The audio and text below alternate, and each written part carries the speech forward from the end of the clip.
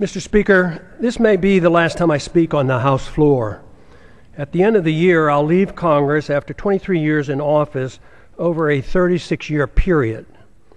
My goals in 1976 were the same as they are today: promote peace and prosperity by a strict adherence to the principles of individual liberty. It was my opinion that the course of the U.S. embarked on in the latter part of the 20th century would bring us a major financial crisis and engulf us in a foreign policy that would overextend us and undermine our national security.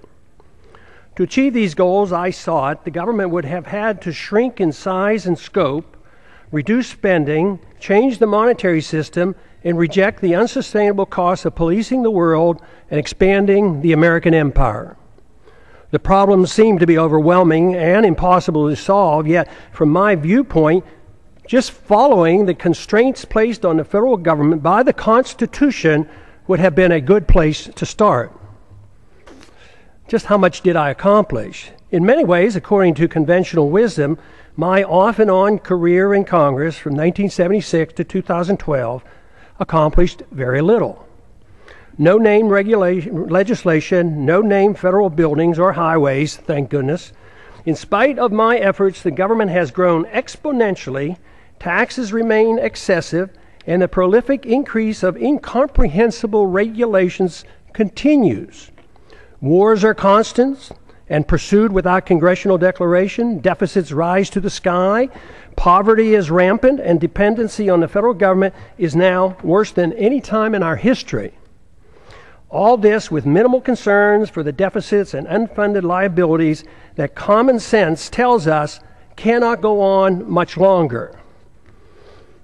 A grand but never mentioned bipartisan agreement allows for the well-kept secret that keeps the spending going.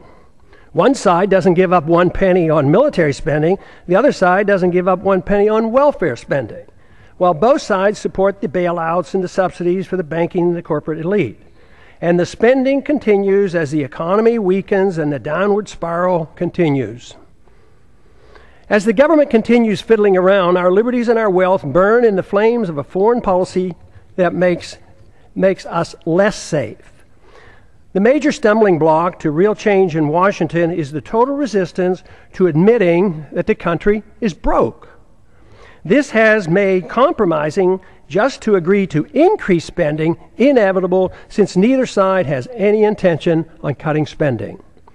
The country and the Congress will remain divisive since there's no loot left to divvy up. Without this recognition, the spenders in Washington will continue to march toward a fiscal cliff much bigger than the one anticipated this coming January. I've thought a lot about why those of us who believe in liberty as a solution have done so poorly in convincing others of its benefits.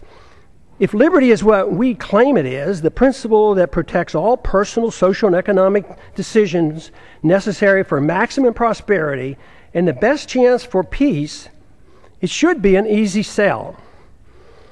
Yet history has shown that the masses have been quite receptive to the promises of authoritarians, which are rarely, if ever, fulfilled. Should we have authoritarianism or liberty? If authoritarianism leads to poverty and war and less freedom for all individuals and is controlled by rich special interests, the people should be begging for liberty. There certainly was a strong enough sentiment for more freedom at the time of our founding that motivated those who were willing to fight in the revolution against the powerful British government. During my time in Congress, the appetite for liberty has been quite weak. The understanding of its significance negligible. Yet the good news is that compared to 1976, when I first came to Congress, the desire for more freedom and less government in 2012 is much greater and growing, especially in grassroots America. Tens of thousands of teenagers and college-age students are, with great enthusiasm, welcoming the message of liberty. I have a few thoughts as to why the people of a country like ours, once the freest and most prosperous, allowed the conditions to deteriorate to the degree that they have. Freedom, private property, and enforceable voluntary contracts generate wealth. In our early history, we were very much aware of this. But in the early part of the 20th century, our politicians promoted the notion that the tax and monetary system had to change. If we were to involve ourselves in excessive domestic and military spending, that is why Congress gave us the Federal Reserve and the income tax. The majority of Americans and many government officials agreed that sacrificing some liberty was necessary to carry out what some claim to be progressive ideas. Pure democracy became acceptable. They failed to recognize that what they were doing was exactly opposite of what the colonists were seeking when they broke away from the British. Some complain that my arguments make no sense, since great wealth and the standard of living improved for many Americans over the last 100 years, even with these new policies. But the damage to the market economy and the currency has been insidious and steady. It took a long time to consume our wealth, destroy the currency, and undermine productivity, and get our financial obligations to a point of no return. Confidence sometimes lasts longer than deserved. Most of our wealth today depends on debt. The wealth that we enjoyed and seemed to be endless allowed concern for the principle of a free society to be neglected. As long as most people believed the material abundance would last forever, worrying about protecting a competitive, productive economy and individual liberty seemed unnecessary. The age of redistribution. This neglect ushered in an age of redistribution of wealth by government, kowtowing to any and all special interests, except for those who just wanted to be left alone. That is why today, money in politics far surpasses money currently going into research and development and productive entrepreneurial efforts. The material benefits became more important than the understanding and promoting the principles of liberty and a free market. It is good that material abundance is a result of liberty, but materialism is all that we care. If materialism is all that we care about, problems are guaranteed. The crisis arrived because the illusion that wealth and prosperity would last forever has ended. Since it was based on debt and a pretense that debt can be papered over by an out-of-control fiat monetary system, it was doomed to fail.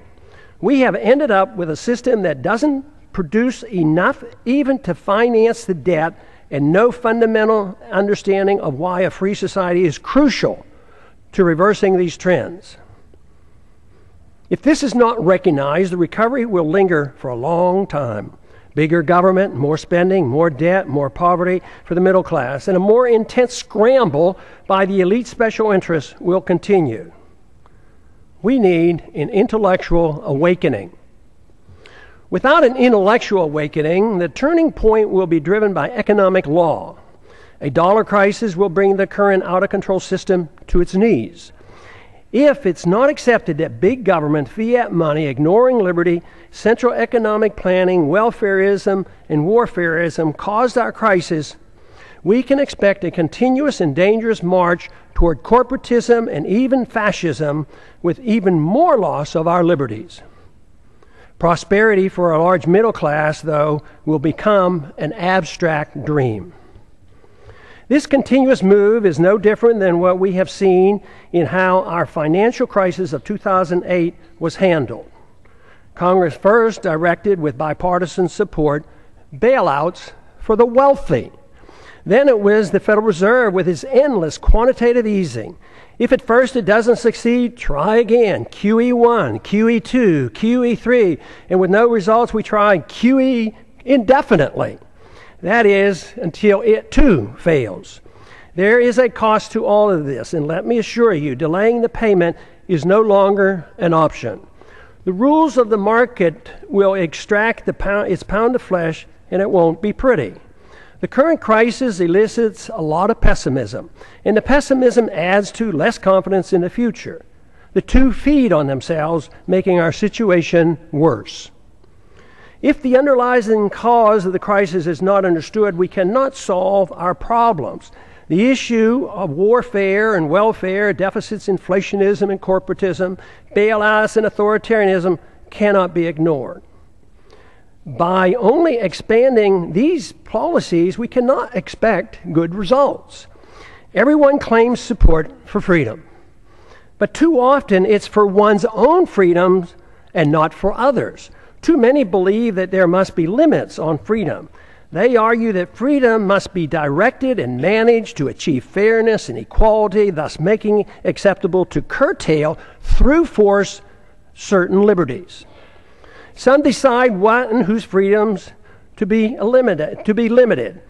These are the politicians whose goal in life is power. Their success depends on gaining support from special interests. We don't need more isms. The great news is the answer is not to be found in more isms. The answers are to be found in more liberty, which costs so much less. Under these circumstances, spending goes down, wealth production goes up, and the quality of life improves. Just this recognition, especially if we move in this direction, increases optimism, which in itself is beneficial. The follow-through with sound policies are required, which must be understood and supported by the people. But there is good evidence that the generation coming of age at the present time is supportive of moving in the direction of more liberty and self-reliance. The more this change in direction and the solutions become known, the quicker will be our return to optimism. Our job for those of us who believe that a different system than the one that we had for the last 100 years has driven us to this unsustainable crisis is to be more convincing that there is a wonderful, uncomplicated, and moral system that provides the answers. We had a taste of it in our early history. We need not give up on the notion of advancing this cause. It worked, but we allowed our leaders to concentrate on the material abundance that freedom generates while ignoring freedom itself. Now we have neither, but the door is open out of necessity for an answer. The answer available is based on the Constitution, individual liberty, and prohibiting the use of government force to provide privileges and benefits to all special interests. After over 100 years, we face a society quite different from the one that was intended by the founders. In many ways, their efforts to protect future generations with the Constitution from this danger has failed. Skeptics at the time of the Constitution, was written in 1787, warned us of today's possible outcome. The insidious nature of the erosion of our liberties and the reassurance our great abundance gave us allowed the process to evolve into a dangerous period in which we now live. Dependency on government largesse. Today, we face a dependency on government largesse for almost every need. Our liberties are restricted and government operates outside the rule of law, protecting and rewarding those who buy or coerce government into satisfying their demands. Here are a few examples. Undeclared wars are commonplace. Welfare for the rich and poor is considered an entitlement. The economy is overregulated, overtaxed, and grossly distorted by a deeply flawed monetary system. Debt is growing exponentially. The Patriot Act and FISA legislation passed without much debate have resulted in a steady erosion of our Fourth Amendment rights. Tragically, our government engages in preemptive war, otherwise known as aggression, with no complaints from the American people. The drone warfare we are pursuing worldwide is destined to end badly for us as the hatred builds, for innocent lives lost and the international laws flaunted. Once we are financially weakened and militarily challenged, there will be a lot of resentment thrown our way. It's now the law of the land that the military can arrest American citizens, hold them indefinitely without charges or a trial. Rampant hostility toward free trade is supported by a large number in Washington. Supporters of sanctions, currency manipulation, and WTO trade retaliation call the true free traders isolationists. Sanctions are used to punish countries that don't follow our orders. Bailouts and guarantees of all kind of misbehavior are routine.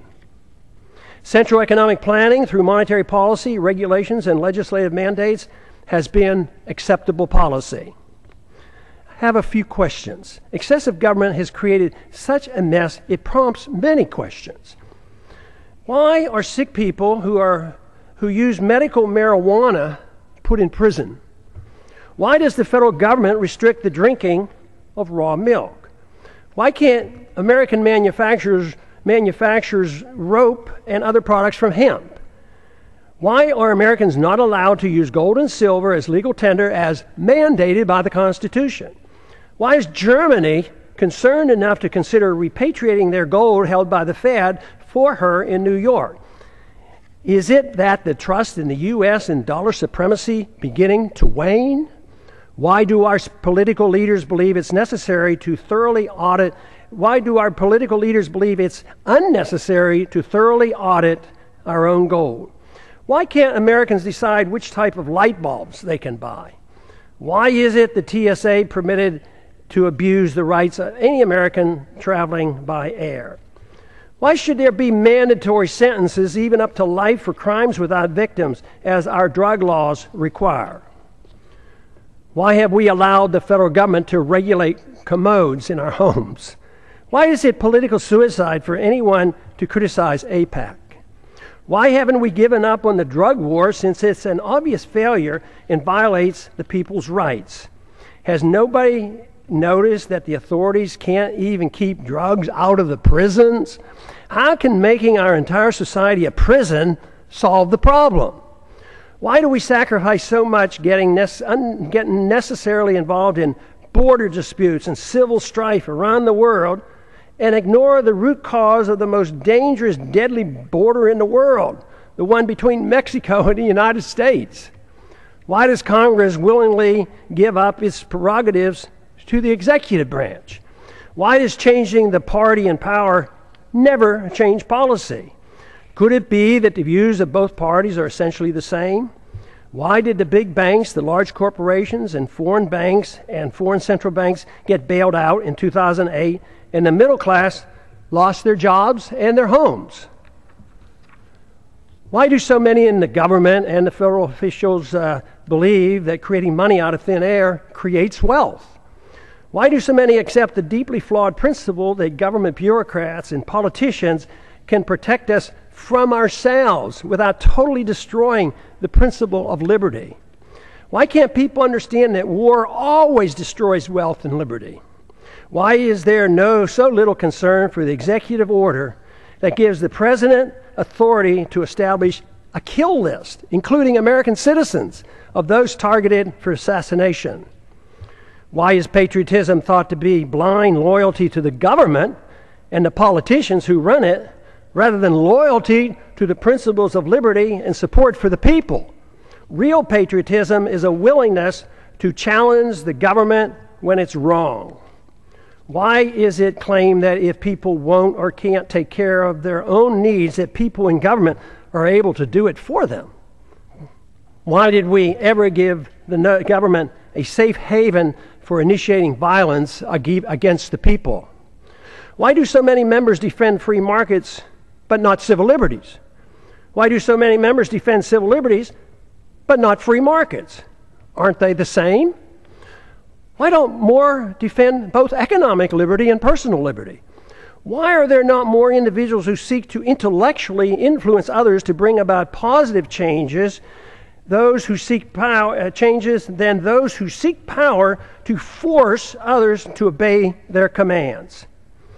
Why does the use of religion to support a social gospel and preemptive wars, both of which require authoritarians to use violence or the threat of violence, go unchallenged? Aggression and forced redistribution of wealth has nothing to do with the teachings of the world's great religions. Why do we allow the government and the Federal Reserve to disseminate false information dealing with both economic and foreign policy? Why is democracy held in such high esteem when it's the enemy of the minority and makes all rights relative to the dictates of the majority? Why should anyone be surprised that Congress has no credibility since there's such a disconnect between what politicians say and what they do? Is there any explanation for all the deception, the unhappiness, the fear of the future, the loss of confidence in our leaders, the distrust and the anger and frustration? Yes, there is. And there's a way to reverse these attitudes. The negative perceptions are logical and a consequence of bad policies bringing about our problems. Identification of the problems and recognizing the cause allow the proper changes to come easily. We should have more trust in ourselves, less in the government. Too many people have far too long placed too much confidence and trust in government and not enough in themselves. Fortunately, many are now becoming aware of the seriousness of the gross mistakes of the past several decades. The blame is shared by both political parties. Many Americans now are demanding to hear the plain truth of things and want the demagoguing to stop. Without this first step, solutions are impossible. Seeking the truth and finding the answers in liberty and self-reliance promotes the optimism necessary for restoring prosperity. The task is not that difficult if politics doesn't get in the way. We have allowed ourselves to get into such a mess for various reasons. Politicians deceive themselves as to how wealth is produced. Excessive confidence is placed in the judgment of politicians and bureaucrats. This replaces the confidence in a free society. Too many in high places of authority became convinced that only they, armed with arbitrary government power, can bring about fairness while facilitating wealth production. This always proves to be a utopian dream and destroys wealth and liberty. It impoverishes the people and rewards the special interests who end up controlling both parties. It's no surprise that much of what goes on in Washington is driven by aggressive partisanship and power seeking, with philosophic differences being minor. Economic ignorance is commonplace. Keynesianism continues to thrive, although today it is facing healthy, enthusiastic rebuttals. Believers in military Keynesianism and domestic Keynesianism continue to desperately promote their failed policy as the economy languishes in a deep slumber. Supporters of all government edicts use humanitarian arguments to justify them. Humanitarian arguments are always used to justify government mandates related to the economy, monetary policy, foreign policy, and personal liberty. This is on purpose to make it more difficult to challenge. But initiating violence for humanitarian reasons is still violence. Good intentions are no excuse and are just as harmful as when the people use and force with bad intentions. The results are always negative. The immoral use of force is the source of man's political problems. Sadly, many religious groups, secular organizations, and psychopathic authoritarians endorse government-initiated force to change the world. Even when the desired goals are well-intentioned, or especially when they're well-intentioned, the results are dismal. The good results sought never materialize. The new problems created require even more government force as a solution. The net result is institutionalizing government-initiated violence and morally justifying it on humanitarian grounds. This is the same fundamental reason our government uses force for invading other countries at will, central economic planning at home, and the regulation of personal liberty and habits of our citizens. It is rather strange that unless one has a criminal mind and no respect for other people and their property, no one claims it's permissible to go into one's neighbor's house and tell them how to behave, what they can eat, smoke, and drink, or how to spend their money. Yet, rarely is it asked why is it morally acceptable that a stranger with a badge and a gun can do the same thing in the name of law and order. Any resistance is met with brute force, fines, taxes, arrests, and even imprisonment. This is done more frequently every day without a search warrant. No government monopoly over initiating violence is what we need. Restraining aggressive behavior is one thing, but legalizing a government monopoly for initiating aggression can only lead to exhausting liberty associated with chaos, anger, and a breakdown of civil society. Permitting such authority and expecting a saintly behavior from the bureaucrats and the politicians is a pipe dream. We now have a standing army of armed bureaucrats in the TSA, CIA, FBI, Fish and Wildlife, FEMA, IRS, Corps of Engineers, etc., numbering over 100,000. Citizens are guilty until proven innocent in the unconstitutional administrative courts.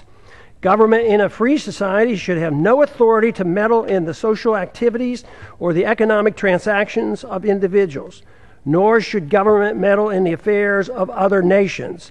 All things peaceful, even when controversial, should be permitted. We must reject the notion of prior restraint in economic activity, just as we do in the area of free speech and religious liberty. But even in these areas, government is starting to use a backdoor approach of political correctness to regulate speech, a very dangerous trend. Since 9/11, monitoring speech on the internet is now a problem since warrants are no longer required. The proliferation of federal crimes. The Constitution established 4 federal crimes. Today, the experts can't even agree on how many federal crimes are now on the books. They number into the thousands. No one person can comprehend the enormity of the legal system, especially the tax code. Due to the ill-advised drug wars and the endless federal expansion of the criminal code, we have over 6 million people under correctional suspension, more than the Soviets ever had and more than any other nation today, including China. I don't understand the complacency of the Congress and the willingness to continue their obsession with passing more federal laws. Mandatory sentencing laws associated with drug laws have compounded our prison problems. The Federal Register is now 75,000 pages long and the tax code 72,000 pages and expands every year. When will the people start shouting, enough is enough, and demand Congress to cease and desist? What we should be doing is achieving liberty. Liberty can only be achieved when government is denied the aggressive use of force. If one seeks liberty, a precise type of government is needed. To achieve it, more than lip service is required. There are 2 choices available. 1, a government designed to protect liberty is a natural right as its sole objective. The people are expected to care for themselves and reject the use of any force for interfering with another person's liberty. Government is given a strictly limited authority to enforce contracts, property ownerships, settles disputes, and defend against foreign aggression. Number 2, a government that pretends to protect liberty but is granted power to arbitrarily use force over the people and foreign nations. Though the grant of power many times is meant to be small and limited, it inevitably metastasizes into an omnipotent political cancer. This is the problem for which the world has suffered throughout the ages. Though meant to be limited, it nevertheless is a 100% sacrifice of the principle that would-be tyrants find irresistible. It is used vigorously, though incrementally and insidiously. Granting power to government officials always proves the adage that power corrupts. Once government gets a limited concession for the use of force to mold people's habits and plan the economy, it causes a steady erosion and a steady move toward tyrannical government. Only a revolutionary spirit can reverse the process and deny the government this arbitrary use of aggression. There is no in-between. Sacrificing a little liberty for imaginary safety always ends badly. Today's mess is a result of Americans accepting option number 2, even though the founders attempted to give us option number 1. The results are not good. As our liberties have been eroded, our wealth has been consumed. The wealth we see today is based on debt and a foolish willingness on the part of foreigners to take our dollars for goods and services. Then they loan them back to us to perpetuate our debt system. It's amazing that it has worked for this long, but the impasse in Washington in solving our problems indicate that many are starting to understand the seriousness of this worldwide debt crisis and the dangers we face. The longer this process continues, the harsher the outcome will be. The financial crisis is actually a moral crisis. Many are acknowledging that a financial crisis looms, but few understand it's in reality a moral crisis. It's the moral crisis that has allowed our liberties to be undermined and permits the exponential growth of illegal government power.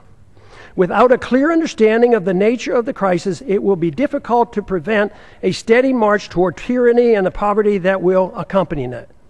Ultimately, the people have to decide which form of government they want. Option number 1 or option number 2. There is no other choice. Claiming there is a choice of a little tyranny is like describing pregnancy as a touch of pregnancy. It is a myth to believe that a mixture of free markets and government central economic planning is a worthy compromise. What we see today is a result of that type of thinking, and the results speak for themselves. A culture of violence. Americans now suffer from a culture of violence. It is easy to reject the initiation of violence against one's neighbor, but it's ironic that the people arbitrarily and freely anoint government officials with monopoly power to initiate violence against the American people, practically at will. Because it's the government that initiates force, most people accept it as being legitimate. Those who exert the force have no sense of guilt. It is believed by too many, that governments are morally justified in initiating violence supposedly to do good. They incorrectly believe that this authority has come from the consent of the people. The minority, or victims of government violence, never consented to suffer the abuse of government mandates, even when dictated by the majority. Victims of TSA excesses never consented to this abuse. This attitude has given us a policy of initiating war to do good as well. It is claimed that war to prevent war for noble purposes is justified. This is similar to what we were once told that, quote, destroying a village to save a village, close quote, was justified. It was said by a U.S. Secretary of State that the loss of 500,000 Iraqis, mostly children, in the 1990s as a result of American bombs and sanctions was worth it to achieve the good we brought to the people of Iraq. And look at the mess that Iraq is in today. Government use of force to mold social and economic behavior at home and abroad has justified individuals using force on their own terms. The fact that violence by government is seen as morally justified is the reason why violence will increase when the big financial crisis hits and becomes a political crisis as well. First, we recognize that individuals shouldn't initiate violence. Then we give the authority to the government. Eventually, the immoral use of government violence, when things go badly, will be used to justify an individual's right to do the same thing. Neither the government nor individuals have the moral right to initiate violence against another, yet we are moving toward the day when both will claim this authority. If this cycle is not reversed, society will break down. When needs are pressing and conditions deteriorate and rights become relative to the demands and the whims of the majority, it's then not a great leap for individuals to take it upon themselves to use violence to get what they claim is theirs. As the economy deteriorates and the wealth discrepancy increase, as they already are occurring, violence increases as those in need take it in their own hands to get what they believe is theirs. They will not wait for a government rescue program. When government officials wield power over others to bail out the special interests, even with disastrous results to the average citizens, they feel no guilt for the harm they do. Those who take us into undeclared wars, with many casualties resulting, never lose sleep over the deaths and the destruction their bad decisions caused.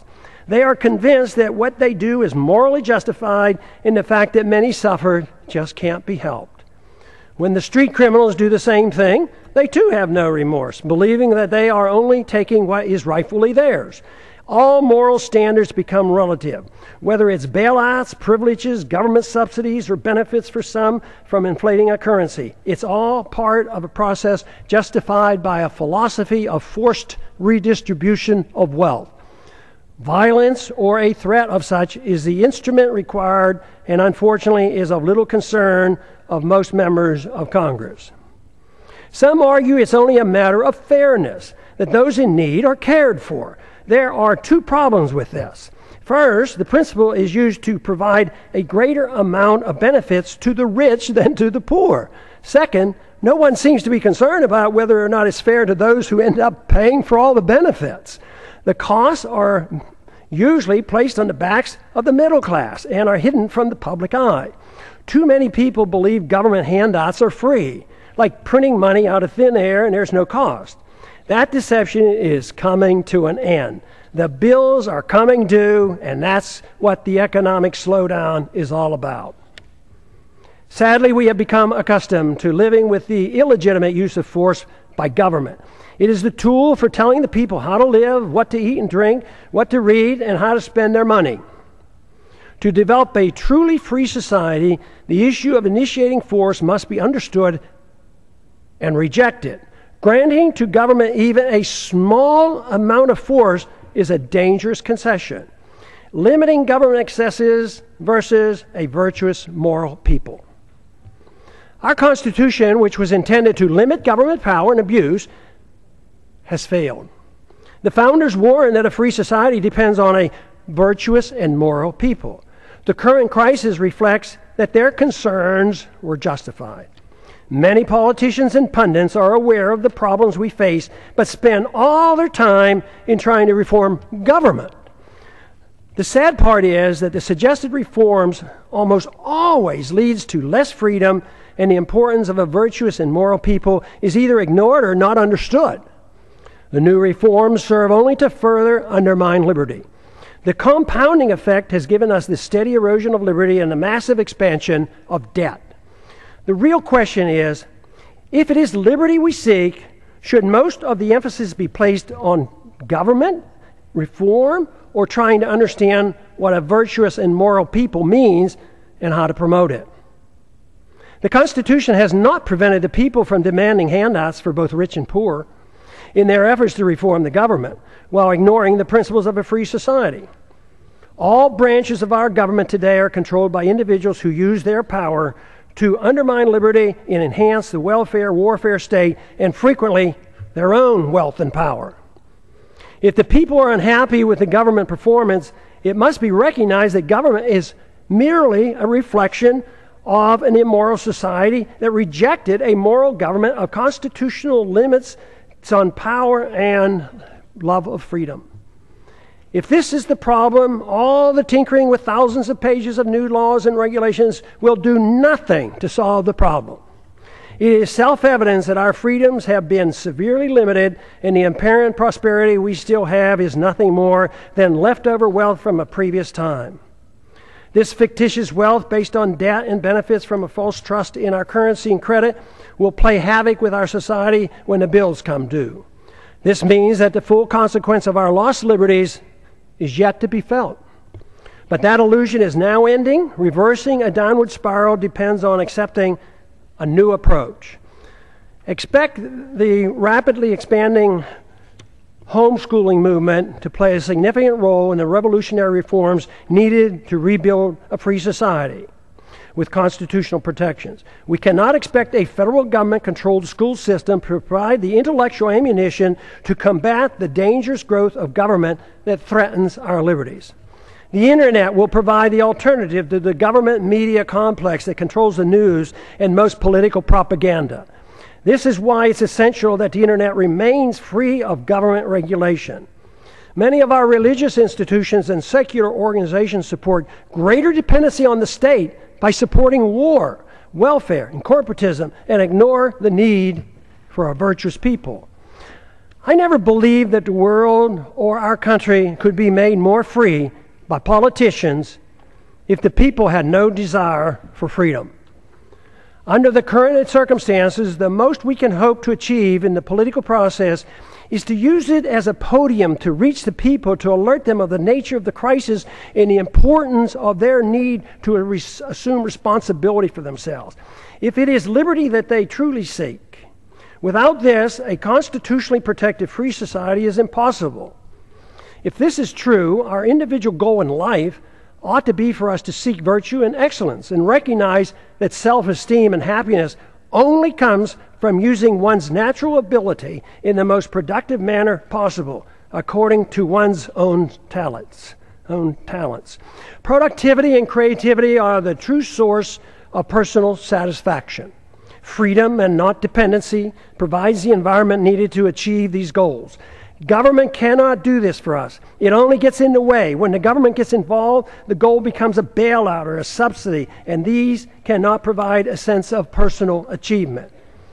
Achieving legislative power and political influence should not be our goal. Most of the change, if it is to come, will not come from the politicians, but rather from individuals, family, friends, intellectual leaders, and our religious institutions. The solution can only come from rejecting the use of coercion, compulsion, government commands, and aggressive force to mold social and economic behavior. Without accepting these restraints, inevitably the consensus will be to allow the government to mandate economic equality and obedience to the politicians who gain power and promote an environment that smothers the freedoms of everyone. It is then that the responsible individuals who seek excellence and self-esteem by being self-reliant and productive become the victims. In conclusion, what are the greatest dangers that the American people face today that impede the goal of a free society? There are 5. The continuous attack on our civil liberties, which threaten the rule of law and our ability to resist the onrush of tyranny. Number 2, violent anti-Americanism that has engulfed the world. Because the phenomenon of blowback is not understood or denied, our foreign policy is destined to keep us involved in many wars that we have no business being in. National bankruptcy and a greater threat to our national security will result. Number 3, the ease in which we go to war, without a declaration by Congress, but accepting international authority from the UN or NATO, even for preemptive wars, otherwise known as aggression. A financial political crisis as a Number 4, a financial political crisis as a consequence of excessive debt, unfunded liabilities, spending, bailouts, and gross discrepancy in wealth distribution, going from the middle class to the rich. The danger of central economic planning by the Federal Reserve must be understood. World government taking over local and U.S. sovereignty by getting involved in the issues of war, welfare, trade, banking, a world currency, taxes, property, ownership, and private ownership of guns must be addressed. Happily, there's an answer for these very dangerous trends. What a wonderful world it would be if everyone accepted the simple moral premise of rejecting all acts of aggression. The retort to such a suggestion is always, it's too simplistic, too idealistic, impractical, naive, utopian, dangerous, and unrealistic to strive for such an ideal. The answer to that is that for thousands of years, the acceptance of government force to rule over the people at the sacrifice of liberty was considered moral and the only available option for achieving peace and prosperity. What could be more utopian than that myth? Considering the results, especially looking at the state-sponsored killing by nearly every government during the 20th century, estimated to be in the hundreds of millions of people, it's time to reconsider this grant of authority to the state. No good has ever come from granting monopoly power to the state to use aggression against the people to arbitrarily mold human behavior. Such power, when left unchecked, becomes the seed of an ugly tyranny.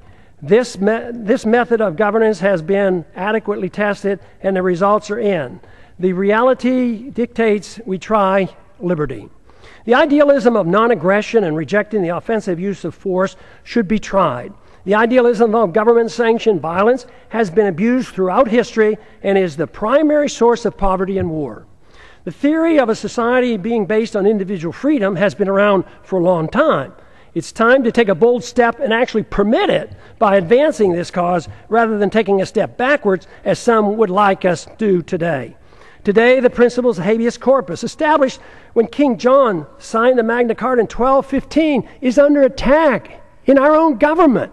There's every reason to believe that a renewed effort with the use of the internet, that we can instead advance the cause of liberty by spreading an uncensored message that will serve to rein in government authority and challenge the obsession with war and welfare. What I'm talking about is a system of government guided by the moral principles of peace and tolerance. The founders were convinced that a free society could not exist without a moral people. Just writing rules won't work if the people choose to ignore them. Today, the rule of law written in the Constitution has little meaning for most Americans, especially those who work in Washington, D.C. Benjamin Franklin claimed, quote, "Only a virtuous people are capable of freedom." John Adams concurred, quote, "Our Constitution was made for a moral and religious people. It is wholly inadequate for the government of any other." A moral people must reject all violence in an effort to mold people's beliefs or habits. A society that boos or ridicules the golden rule is not a moral society. All great religions endorse the golden rule. The same moral standards that individuals are required to follow should apply to all government officials. They cannot be exempt. The ultimate solution is not in the hands of the government. The solution falls on each and every individual with guidance from family, friends, and community. The number one responsibility for each of us is to change ourselves with hope that others will follow. This is of greater importance than the working on changing the government. That is secondary to promoting a virtuous society. If we can achieve this, then the government will change. It doesn't mean that political action or holding office has no value. At times, it does nudge policy in the right direction. But what is true is that when seeking office is done for personal aggrandizement, money, or power, it becomes useless if not harmful. When political action is taken for the right reasons, it's easy to understand why compromise should be avoided. It's also become clear why progress is best achieved by working with coalitions, which bring people together without anyone sacrificing his principles. Political action, to be truly beneficial, must be directed toward changing the hearts and minds of the people, recognizing that it's virtue and morality of the people that allow liberty to flourish. The Constitution or moral laws per se have no value if the people's attitudes aren't changed. To achieve liberty and peace, two powerful human emotions have to be overcome. Number one is envy, which leads to hate and class warfare. Number two is intolerance, which leads to bigoted and judgmental policies. These emotions must be replaced with a much better understanding of love, compassion, tolerance, and free market economics. Freedom, when understood, brings people together. When tried, freedom is popular. The problem we have faced over the years has been that economic interventionists are swayed by envy, whereas social interventionists are swayed by intolerance of habits and lifestyles. The misunderstanding that tolerance is an endorsement of certain activity motivates many to legislate moral standards which should only be set by individuals making their own choices. Both sides use force to deal with these misplaced emotions. Both are authoritarians. Neither endorses voluntarism. Both views ought to be rejected. I have come to one firm conviction after these many years of trying to figure out the plain truth of things. The best chance for achieving peace and prosperity for the maximum number of people worldwide is to pursue the cause of liberty. If you find this to be a worthwhile message, spread it throughout the land. And I yield back the balance of my time. Back.